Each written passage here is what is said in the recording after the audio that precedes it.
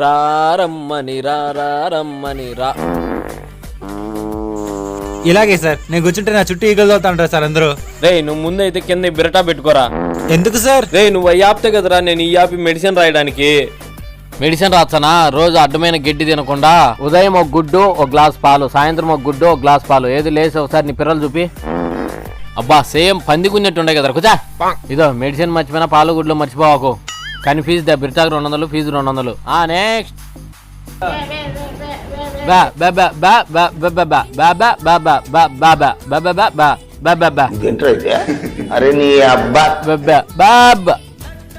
Sir loose motion sir. కొద్దిసేపు బిగబెట్టుకొని పట్టుకోరా, ఏదో ఒకటి చేస్తా. ఏడ మటుకి ఎరగాకు.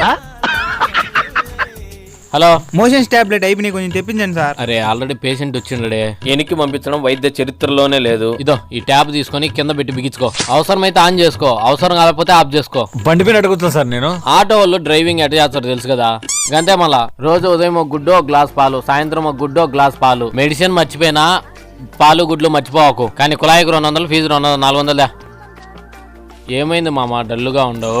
పాలు గుడ్లు బిజినెస్ పెట్టినా జరగడమే లేదు. అయితే ఒక పని చెయ్యి, నువ్వు ఆ ప్లేస్ నుంచి నా క్లినిక్ పక్కకు జరిపే షాప్ ని. ఆ తర్వాత నుంచి గేమ్ ఆడతా, కమిషన్ ఇద్దాం.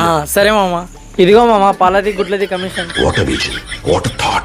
ఇది సబ్స్క్రైబ్ అండ్ ఫాలో.